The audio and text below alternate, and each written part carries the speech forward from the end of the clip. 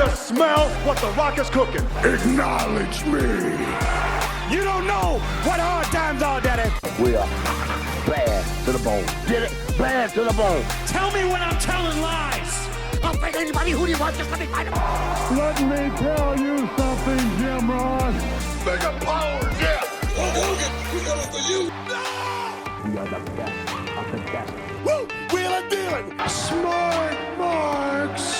And that's the bottom line, cause Stone Cold said so. Yo, welcome back to another episode of Talking in the Building, a pro wrestling podcast where we put the focus on the promo.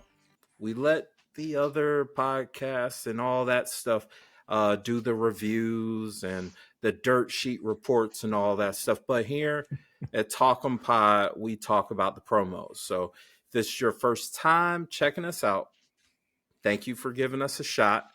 Leave a like, comment, subscribe, all of that good stuff. Help us out. I'm Adrian. You already know it's no BS coming from me. And as always, I'm joined by the team out west. We got Out of Lead. How are you feeling, bro? I'm living, man. I'm happy to be here tonight. I'm ready to talk. Nice. And here in the great state of Georgia, representing the global brand of Buc-ee's that we all love.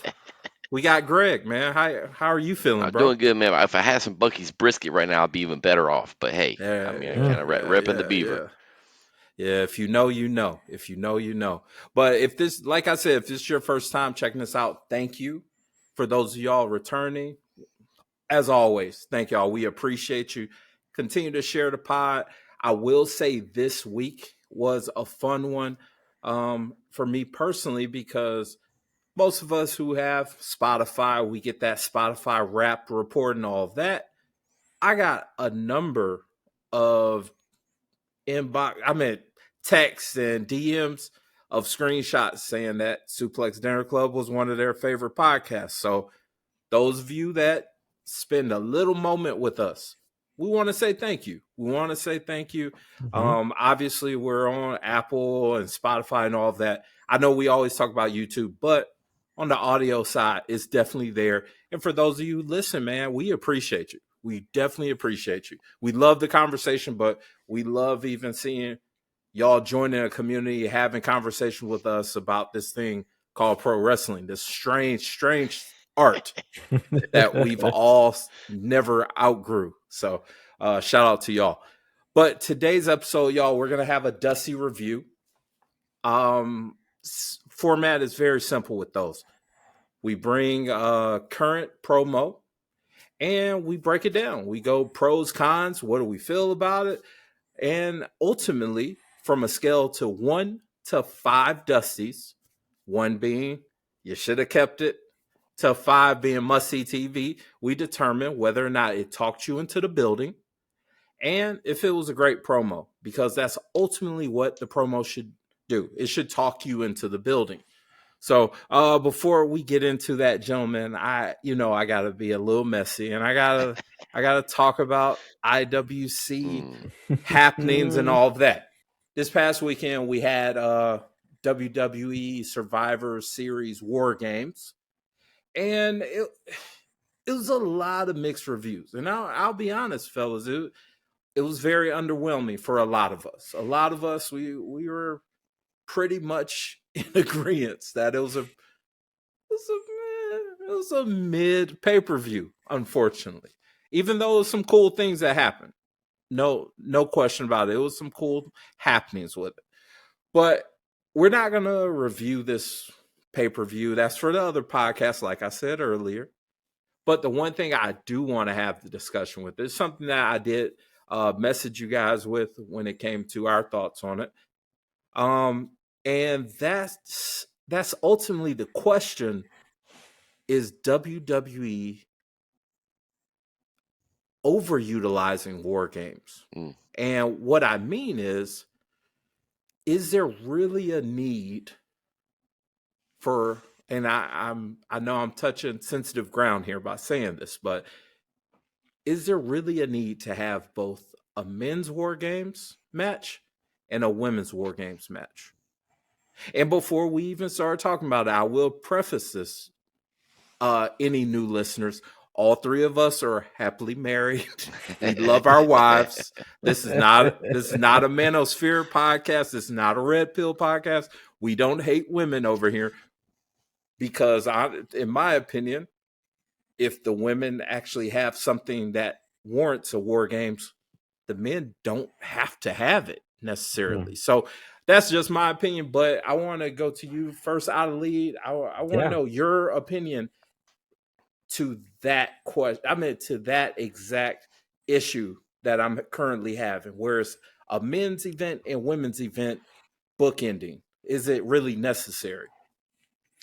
Man, it's an interesting question, and one I think is born out of this idea that, frankly, if we were comparing both matches, the women's felt a little more organic. I'm not gonna say by much, right? But if it had to be that way, whereas the men's just felt like, okay, we're just gonna go throw the all stars in there. This is gonna be essentially a Monday. Like if you took away the elaborate structure and the pageantry, this would literally be a Monday Night Raw tag match that they do when they're coming off of a big pay-per-view and everybody just needs to relax. It felt a little bit like that. Obviously not to that end because they were working hard. But I don't know if I'm sure if, number one, that ever happens. Do I think that a story needs to be told in order to make the stakes and give that structure, and by structure, I don't literally mean just like the metal structure. I mean, the structure of what leads to that match. Absolutely. Right? The vehicle. And I'm thinking of the vehicle. That's a much better word. Thank you. And we think about like a Hell in a Cell, right? Right. It was a vehicle of violence, right? It's a vehicle to tell a very brutal story, but one that meant something. It was not brought up like, we're going to do another tag. This wasn't like a video game. Let me choose which type of match I'm going to do today. And it's becoming more and more of that. And look, not to bring up the competition, but I'll give them that. AEW ran their version, and there was a hell of a lot more storytelling there than there was on this one. All right? A hell of a lot more that had payoffs, that had, conflict, converging storylines. I didn't feel it here. And again, it goes back to the question. For me, it's less is, should there be a women's or a men's? It's like, but it is to your point. If we're going to highlight a blood feud, right? We've used this word repeatedly. Let's make it worth something, men or the women. Right. And yeah, maybe that means maybe we don't see a men's match that year, and that makes us crave it a little bit more. Right? Spotlight it, right? This is not something that we use commonly. Those two rings represent something very different. And if you're a throwback fan, right? If you've been watching wrestling long enough, it means something to you, right? But we're also introducing a new generation. I think, again, it goes back to storytelling, right? So much of our promos and the work we do leading to it, I mean, it really felt like a glorified multi-tag match. I mean, both of them, right? But I know that's kind of a strong position, but it still is what I saw. That's a fair critique, man. And that's really one of those issues when it comes to having a men's or a men's gimmick match and a women's gimmick match. Like, who's really getting the main event? Who's really getting the attention? Where should our eyes be drawn? It has to be one or the other. And maybe that's old school. I don't know. I just think naturally that's what it should be. But Greg, I want to know, like, when it came to Survivor Series, it was built on the Survivor Series match. How strange is it that currently the Survivor Series style match is now being presented on SmackDown prior to them having a PLE? Like, is that strange to you? Nah, like it is for me. They've been doing that though. They've been doing that for a few years. They've kind of killed off that whole thing. But so it doesn't bother me like it used to. And if you go back in those first few Survivor Series, there were 5-on-5s or 4-on-4s or whatever, depending on what year it was. But there were personal issues across the right. There was like these 5 guys had an issue with these 5 guys, not necessarily as a faction, right? But I had an issue with somebody on that side, right? And to me, that's what I actually would have rather seen with these 5 guys. Remove the cages. Let's have 5-on-5, elimination style, old school, traditional Survivor Series, and you could have, I think, had better storytelling. 100%. I think you could have Yeah. come out with this. You could have still had the masked dude come out. Who was this? He interferes. What's going on? Somebody chases them out. They get counted out. I mean, there's so many little things you could have done, Mm-hmm. and I feel like it would have been better because to me, why is Drew in this match? Why is there's certain things that just Man. didn't make sense to me. Why is Roman? Roman has no issue to be here. So it's kind of Right. like outside of Heyman, but it's kind of like to me it didn't He connect. doesn't like either side. Right, Like technically Yeah. speaking, right. you know. And I'm not a big fan of gimmick themed pay-per-views Mm. outside of Royal Royal Rumble, Rumble. Yeah. Money in the Bank. And Cyber Tuesday. But I mean, like back when we had, if you remember, we started having Hell in a Cell every year, and I'm like, Mhm. why do we have to force somebody into a Hell in a Cell? Let's just let it organically be a part of a Mania, be a part of King of the Right. Ring, be a part of SummerSlam, be a part of Survivor Series, whatever. To Right. me, it becomes more special. Yeah. Because really, if you think about Survivor Series, what was the star? The Cage. Mm-hmm. It Yeah. wasn't Cody. Mm-hmm. It wasn't Punk. It wasn't Brock. It wasn't Io. It wasn't Rhea. It was War Games. Mm-hmm. And I don't know that that's the story you want to tell today. Yeah. Mm-hmm. And that's what I'm saying when it comes to the even saying Survivor Series style match Yeah, is weird to me yeah. because it's on SmackDown. And like you said, that was a perfect opportunity for the men to actually have a Survivor Series Hmm. match. They could have easily done that. And I do think that they're dropping the ball when it comes to using that as that Mm-hmm. vehicle to push multiple storylines while bringing everyone together for a match. Hmm. Like, it's just missing I something there. think the other thing that it showcases a lack Mm-hmm. of, go back to early War Games. And that first NXT one made sense, right? But let's Mm-hmm. go way back. WCW, NWA. Almost every single one of those had factions. Yes. And Mm. somebody was battling an actual faction for a reason. Whether it was the Horsemen versus, the Superpowers and Road Warriors, or the Mm-hmm. Dangerous Alliance against Sting and whatever. But it was like you had little factions that made sense. Um, this was just thrown together. It just Yeah. it Yeah. just bugged me. It didn't connect. I didn't think the match connect. I didn't think either one of them connected with me, to be honest. And I'm somebody Mm. who has been accused many times of being the WWE, apologist. And I came off of that. I fast forwarded through some of it. I was like, Yeah. because I watched it later. I Yeah. didn't watch it live, and I did not know what Mm-hmm. was Mm-hmm. going on. I was like, oh, they're killing me. The men Yeah. and the women, they're both they were both killing Yeah. me. And I was like, Yeah. I gotta go fast forward. Yeah, it's just strange to me because I understand why you would have a men's and women's Hmm. Money in the Bank or men's and women's Royal Rumble. Like those are showcases of all the talent with the goal of becoming number one contender in the elimination Hmm. chamber, right? But I just still think logically it doesn't make sense to have a men and women Hell in a Cell, Mm-mm. and you wind up now. One of the two is probably a Mm. blood feud, and it makes perfect sense. But then on the other end is okay, you and you, you two Right. go together, and it's weird. And it's not just me saying that falls on the women and how they book the women. Absolutely not. And more, I mean, Mm. more often than not, when it comes to WWE, as past couple years, the women's gimmicks make more sense than the men, honestly, Hmm. so 100%, man. it's Yeah. it's just one of those things. But listeners, you let us know down below, what do you think? Do you think we should have a men and women uh war games match? Like, does it make sense, or am I tripping? Let me know down below so we can get this conversation going. But fellas, let's go ahead and jump into this Dusty review. It does involve one of the main participants of the men's war games match, one Bron Breakker. Title live on Netflix to the uncrowned heavyweight champion of the world, Bron Breakker.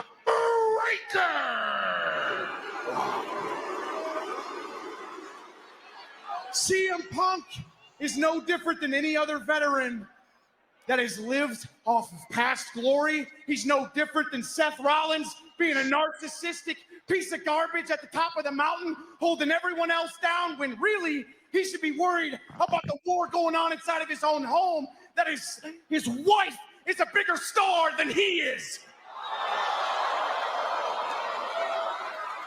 It's going to be a fight, but it's going to be a different kind of fight, CM Punk. I promise you. Because on Saturday, you tried to break my neck. You tried to ruin my life. You tried to ruin my dream, everything that I've ever worked for in my entire life. You tried to take that away from me, so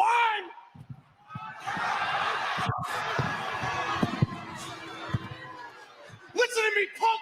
I'm going to ruin your life. I'm coming for your career. I'm coming for every good memory that these people remember you for.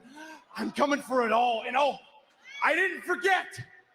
This is for you. By the way, I hope you're watching at home. You remember last year at WrestleMania backstage when you came up to me in the back in the hallway and you said, well, congratulations on all the success, kid. Let's see if you can cut a promo with the big dogs now. Well, la-di-da. Consider the promo cut.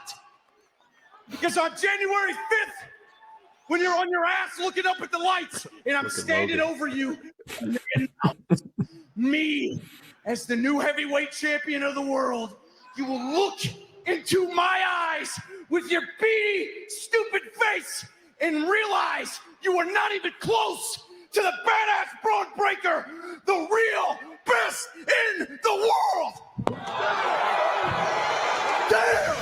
Oh, it seemed like his uncle was channeling through him A little bit. in this one, and I dug it. I marked out for it personally. But Greg, I want to know, man, what are your immediate thoughts on that Bron Breakker promo? It's good. Mm-hmm. There's just something missing, and I don't think it's Braun. The vision's not connecting with me. And fair. I feel like he's totally miscast. 100%. 100% he should be a face. And he should be pursuing the title as a face. And because the people are behind him, the people want to be behind him. He's got this Steiner heritage. He's got all this other stuff. And to your point, he talks like a Steiner. He looks like he's a freaking Steiner. Close like your eyes, and that's 100%, right? That's Scotty. Yeah, it's that's not Scotty. like watching Jey Uso thinking, "Oh, dang, that's Rikishi." No, you don't think that, right? This dude is. I'm not sure he's really Rick's son. I think he might be Scotty's, and it's like, it's just a disconnect. And then I think that's what throws it off for me. The promo itself was fine. I want to cheer for him though. I don't. Okay. I don't feel the personal issue. I don't know. I mean, like, I wish he could have camped out a little bit more on that little backstage piece, right? There's more to that. There's a little bit of realism there. That's like, oh, can we consider it cut? Nah, man, go with that. You talk down to me. You talk like that, put Punk down. You have to find something to make a connection. And that's where I'm just disconnected. Okay. I'm my opinion on that, what you were saying. I do think I think that Braun should have been a face all along. Like when they turned him, was that after WrestleMania? I think they turned him. It was like, dude, everyone's cheering Braun. Everyone's barking. Everyone loves this dude. Why are we doing this? And that was probably the beginning of me like despising whatever they do with Seth Rollins right now. But I will say, based on that War Games match, it touches into that weird kayfabe type narrative where CM Punk almost did seriously hurt Bron Breakker. and we all saw that spot, and it was a while. It was a couple minutes where the camera did not show Bron Breakker because of what it looked like. He looked like he got dropped on his neck, like he was shaken up, and that was because Punk was doing, he was doing his LOD impression badly, and it looked like he got the guy hurt. So I give them some credit for him using that piece as a motivational piece of, this is one of the many reasons. Add the backstage issue and conflict. This is the reason why I'm gonna kick your ass. I like that. I will say one thing, just outside of the promo part. Yeah. I put that move more on Braun than I do on Punk. How so? Because I took it? Yeah. He didn't flip backwards. Okay. Now, That's Punk fair. should push him back a little bit more. But if you go by and watch how LOD always did it, it was on the person on the shoulders who has to flip backwards. And he did not rotate. Okay. You'll watch Hawk. Yeah, it looked awkward. It looked awkward and from the jump. Because you can push him, but it's that type of thing that he's got to flip back, and he didn't. So that's why I put a little bit more on him. In my opinion, in today's world, Punk should just fall back with him, but it is what it is. That's fair.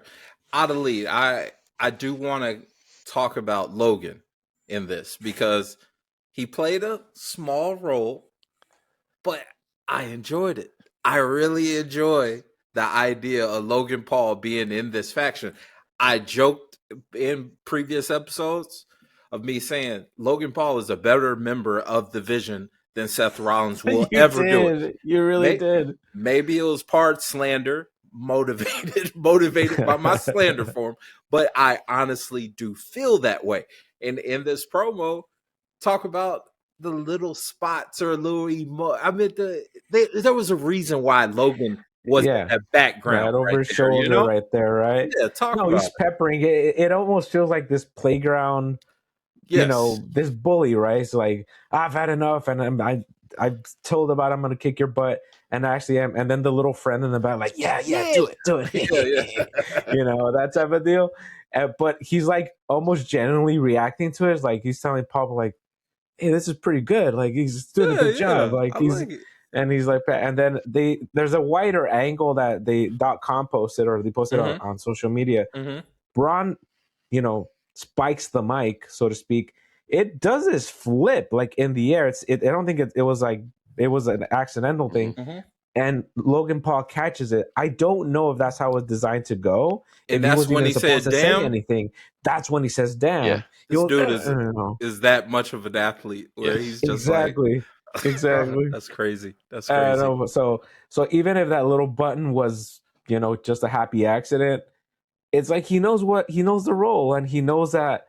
Look, I don't know how long this is gonna last, right? These guys all seem to be like single stars in their own right, and again, if it's a vehicle to build Braun ultimately, because he is clearly the star, and through this promo, I mean, it's what we want. I don't want to hear Bron Breakker speak like a Shakespearean promo, or like it's what it is. That's it. If he gets better and maybe adds a little layers here and there, cool.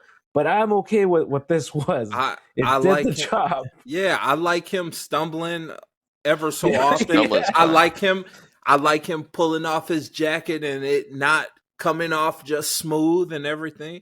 I like the voice break at the end. Like me and Lois were watching it, and she was laughing. She was like, and she was hysterical about it. She was like, "How does this guy talking all tough and his voice breaks?" And I said, "Lois, do you realize how many times I've been in conflict as a football player, in a fight, and my voice breaks or it's just pure adrenaline? We're not worrying about how we sound. It's aggression, 100%." So I definitely enjoyed it. I also, we do have to at least bring it up. Bron Breakker's impression of Punk sounds exactly how Punk's impression of Triple H was. If you Mhm. go back and look at it, it Oh, sounds exactly the same. Exactly the same. It was crazy. When I heard it, I didn't know if he was doing that intentionally or if it yeah. was just like, this is the voice that, we when we're making fun of a kiss ass, this is the kiss ass voice. I don't know. So, quick question about this. So, Yeah. like his promo, I'm not mad at it. I was just saying, talking about Yeah, yeah, how yeah. I think where I'm disconnected is because I still want believability. It's not Okay. the promo. It's not Mm. the promo. So it's not that. Why does he have an issue with Punk? And that's my believability is truly this feud across War Games is Mm-hmm. with Heyman. What did Roman say? I hate Heyman. Punk, Mm-hmm. I hate Heyman. So, and then what did even Cody say? You build them, I break them down. So he's like, it's all Heyman, Heyman, Heyman, Heyman. But yet Heyman's not the one leading this charge. I feel as though that Heyman should be the Mm. one saying, leading this charge and saying, and now Braun's gonna be the one who takes you out, Punk. And then Braun Mm. rolls into it, as opposed to putting Braun as that main thing. This is kind of old school booking, whereas Okay. it's a little bit different than what we've done with Paul the last few years. But when Paul had his factions, which he hasn't had Mm-hmm. in a long Mm-hmm. time, Bloodline was Mm-hmm. not his faction; it was Roman's faction. For sure. But Yeah. the Dangerous Alliance was his. Think about Bobby the Mm-hmm. Brain. Think about the Hart Found, not the Hart Foundation, but Gary Hart's thing, Mm-hmm. and Mhm. Devastation Incorporated back in the day, and all these others. It was all the feud was with the manager, and Okay. these were all players. So, Okay. and now they were I main event like players that. though. Yeah, yeah, yeah. And so the thing is, the hate was because you think about Hogan's greatest feud was Heenan. It was nobody else. 100%. Heenan. Yeah. Mhm. And you think about, I mean, all these guys, it was always about that.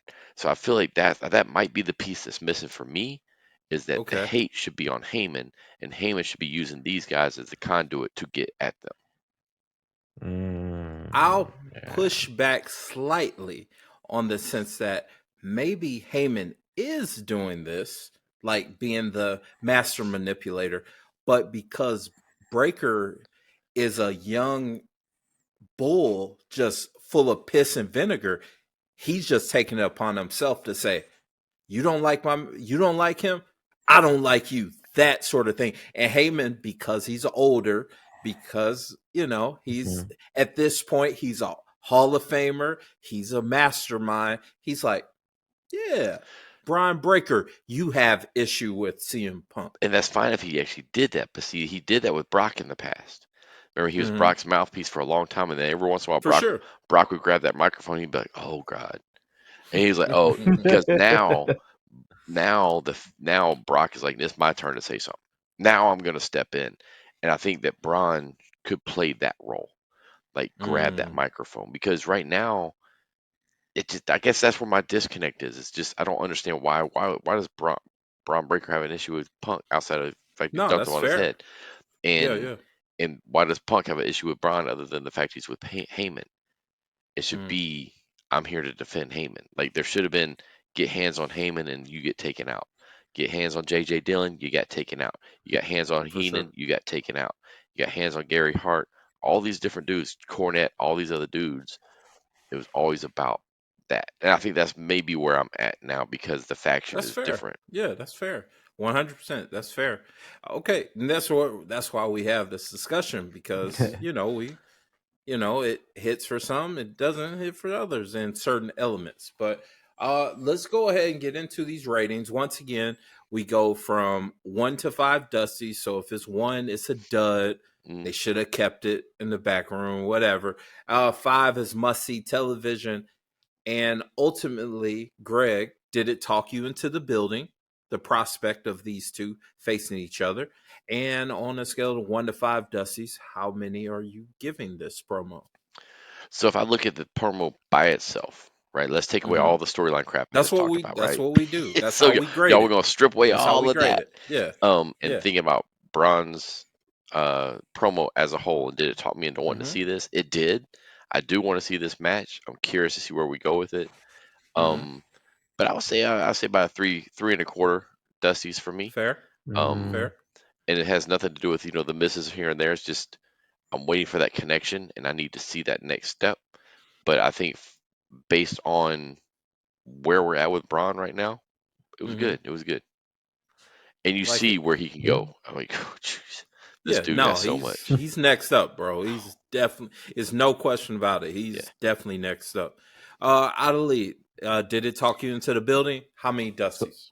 So I'm gonna be right in the pocket, and I'm gonna just say 3.5 Dusties, mostly because, you know, as unrefined as he is, as unpolished and raw as this promo basically is, he still had a structure. He still had a beginning to end to it. And you're getting a live mic, you're in front of a crowd. I can't think of the last time we ever saw anything like this from him. This is a debut promo. This is main roster. This is a different feel with, you know, Heyman in the back that I'm sure gave him some advice, gave him some coaching, probably got a lot of advice, but you still have to put it together.